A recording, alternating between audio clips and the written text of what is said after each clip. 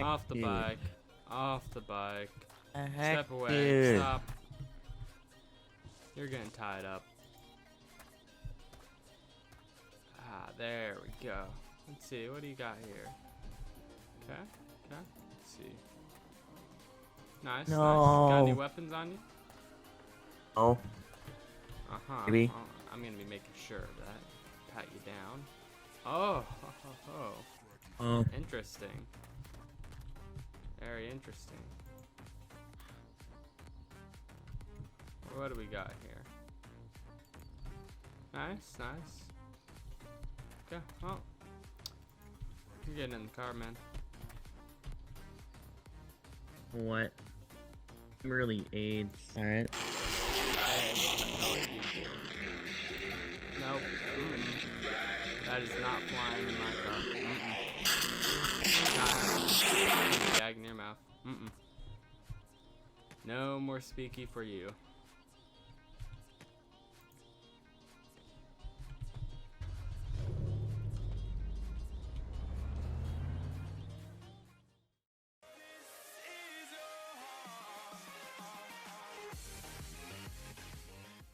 Welcome to OurLifeRPG Dev Update number 4. We have plenty of things to show off in the recent mission file update. That includes new interaction menu for Cop and Civ, along with factories. So let's go ahead and get started. So the first thing we're going to be showing off in this update is the new interaction menu for civilians. So if I go ahead and walk over to Connor's here and press E on him, you see we have a new style interaction menu. So Connor, go put your hands up. Once his hands are up, you can see I can now rob him, I can pat him down, I can check his inventory, and I can zip tie him. Robbing is the same function as usual, so you'll just click on it and rob them. The pat down button allows you to actually pat someone down, so any weapons they may have on them will be dropped on the ground. As you can see right there, there's his AK on the ground that he had holstered. And then we can also check his inventory to see what items he has. As we can see, he has some zip ties, gags, and a little bit of money on him. We can also zip tie him, and the zip tie animation has been changed to the standing up, tied up animation instead of the one on the ground. Once he's zip tied, we can go ahead and we can gag him. So if we gag him, he won't be able to talk. We can escort him, which is basically to drag him around, and we can throw him in the nearest vehicle.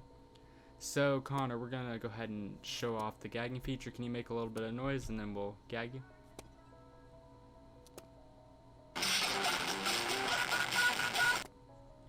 And as you can see, he's now muted. We are unable to hear him. So if you have a subject that you may be taking hostage or anything like that, they're being uncooperative, making a lot of noise, you can go ahead and gag them. So we'll go ahead and remove the gag, and we'll also escort them. Has the same concept of what the U key used to do for police. It just attaches you to the side and you drag them. We can go ahead and stop escorting him then, and then we can throw him in the car. And now go ahead and put him in the back of the car and go ahead and hop out. And once you get out, you will see that they keep their zip ties on so they don't lose them getting in and out of cars. Same thing if go hop in the driver's seat. When they get in the driver's seat, it'll immediately kick them out. As they are zip tied or handcuffed, it won't allow them to be in the driver's seat, as you can see there.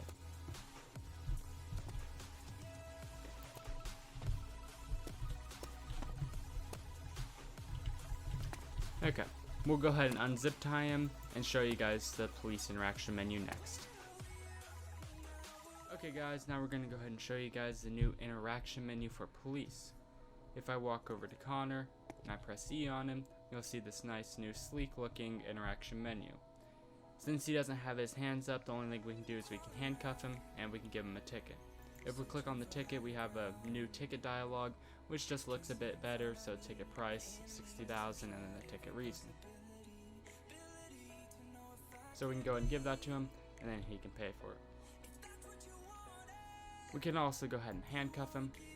And keep in mind, there are actual item handcuffs, so you have to have these on you or else you won't be able to handcuff civilians, so keep that in mind. The H button and the U button no longer work. You have to use the interaction menu.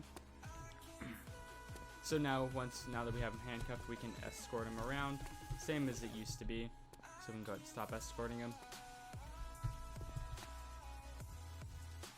We can drug search him like usual, doesn't have any drugs.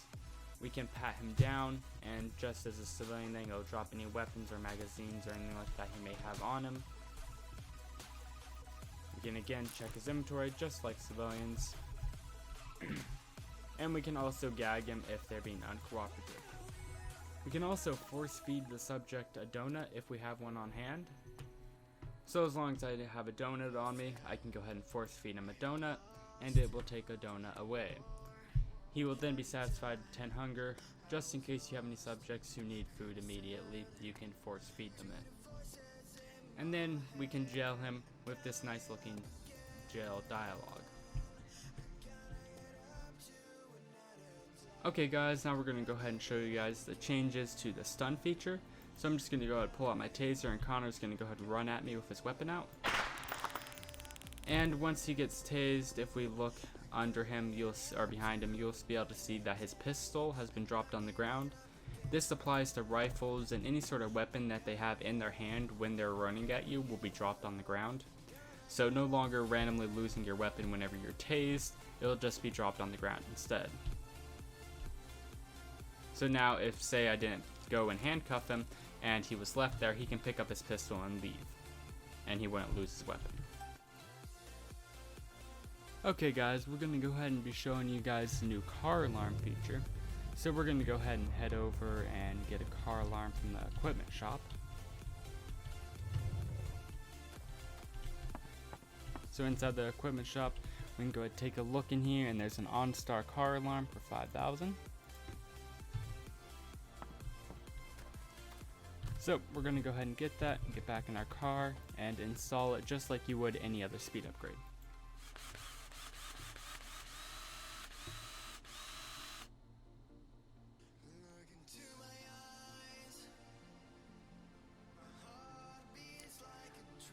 Once your car alarm's installed, your vehicle will be protected from anyone who tries to lockpick it. Whenever someone tries to lockpick it, will set off an alarm that is decently loud, and any officers in the area should be able to hear it and respond. Okay guys, we're going to go ahead and show you the new lockpicking changes. So if we go up to this vehicle that we want to lockpick, I'm going to go ahead and go into my inventory and use the lockpick on it. Because this car has a car alarm on it, it will set the alarm off as you're trying to lockpick it, so it could be heard from a couple streets away, so any cops may hear you.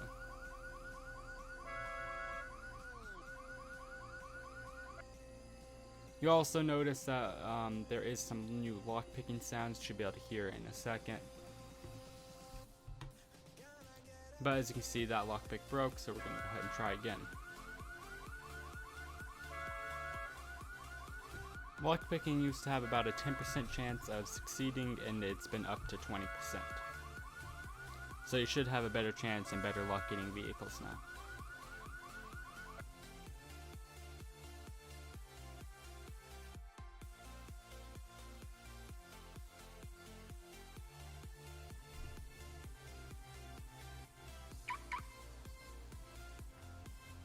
As you guys would have just heard, the car alarm turning off, and we got the keys to the vehicle. So this vehicle is now ours. We have the keys. Now we're going to go ahead and show you guys the new factories. Right here we're pulling up to is the new vehicle factory. So we're going to go ahead and head out and show you guys how it works.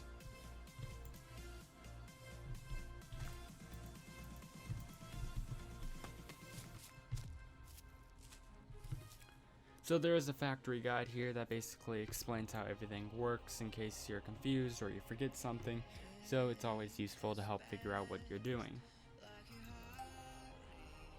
So in order to buy this factory, the vehicle factory is 150k. Okay, now that we have some money, we can go ahead and buy the factory for $150,000, and then you'll see that we now have access to the store, manufacture an item, and to buy a worker. First off, we're just going to go ahead and put a little bit of money in, so let's just say 50k. So we'll put 50k in, and then we'll go ahead and open up the menu. As you can see, you must have at least one worker before you can actually use the factory, so we're going to go ahead and buy one. So now we can actually go through the list of items here, and it'll show you how much it costs to make it and how long it'll take to make it. The more workers you have, the faster it is to make it. You can have a max of 12 workers. Currently I only have one. So if we look down here to make a Lancer Evo, it costs $150,000 and would take 40 minutes. Now there are some vehicles in here that aren't actually in the shops, like the Lancer Evo and a few.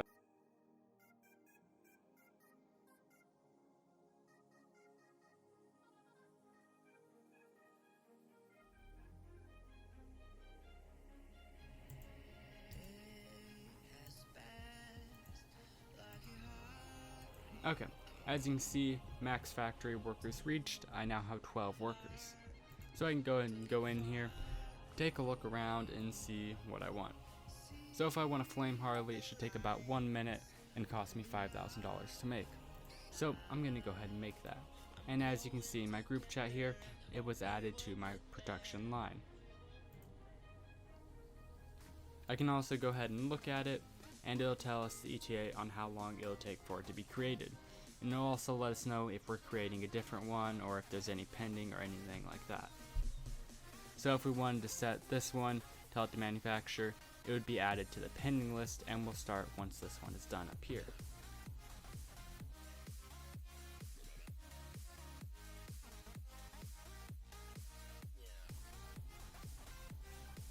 As you can see, we now have one available Flame Harley because it's not finished. So we have two options on what we want to do with this. We can either create it, which will spawn it over in the side to our left, or we can sell it. So for now, we're just going to go ahead and create it, and it will go ahead and give us a Harley.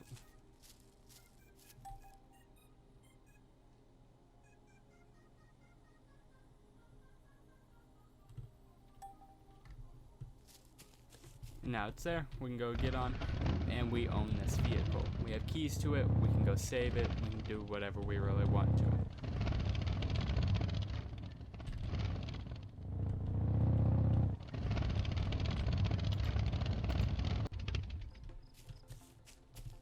Once we go back to the factory, we can go take a look at how our other vehicle is doing. You can see it has about 5 seconds left for it to finish, so we'll go ahead and wait that. Now that it is available, again we can either create or sell it. So as you can see, it costs us $5,000 in order to make this, so for this we're going to go ahead and sell it. And if you look in chat, we got $10,500 for making it, or for selling it to the shop. So that means we pretty much doubled our money on that item. So now we're going to go ahead and head over to the weapons factory, and we're going to show you how that works.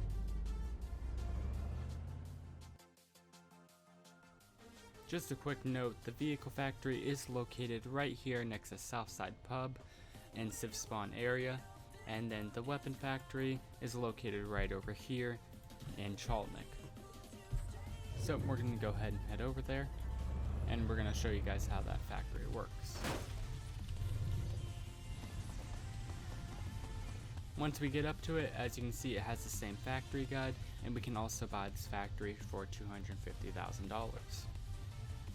Again, we have a factory guide here that basically explains how it works, and one thing that I can't stress enough, please make sure you guys understand that factories do not save over restart, or if you relog, you will lose your factory and lose what is inside of it, so please make sure you guys take that stuff out before a restart or before you log off.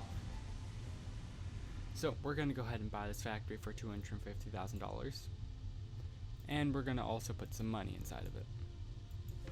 Again, we'll just go with 500k.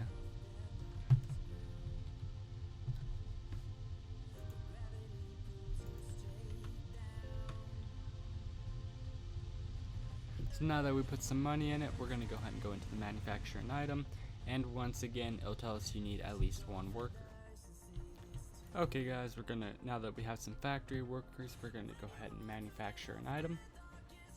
So as you can see, there's a nice list of different things in here. We got some M9s, all sorts of different things. Everything in here is legal as long as you have a license for it, that is. So just keep that in mind, everything here is legal. So we want to make a Kimber M1911 Classic. Simply we can start manufacturing, but make sure you do have some money in storage. I forgot to put some in, so we'll go ahead and put some more in. And we can go ahead and go back here and start manufacturing it.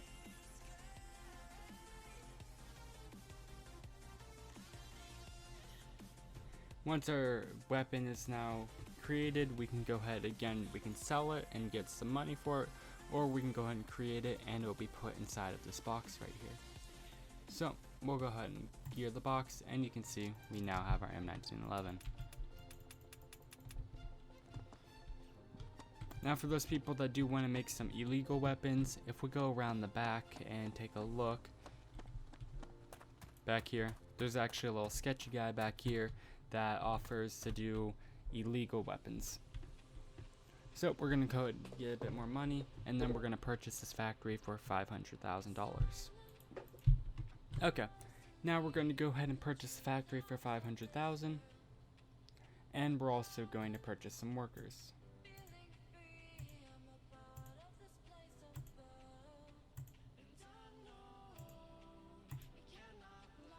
Okay, as you can see, we have the max amount of workers, so we're going to go ahead and put some money in here.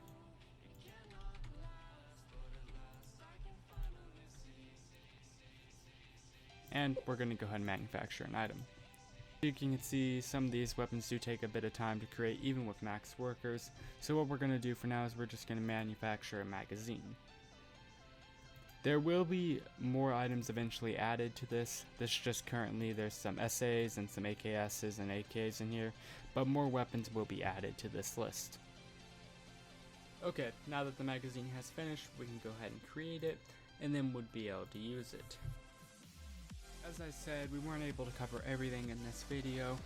If you look on screen right about now, you should be able to see a picture of the changelog. There'll also be a link to the changelog in the description if you guys want to check it out. A big thank you to Foster for helping with the factories and the car alarms and a few other things, making that all possible. The interaction menu was made by myself, and thank you to the community for supporting us. And I'll see you guys in the next video.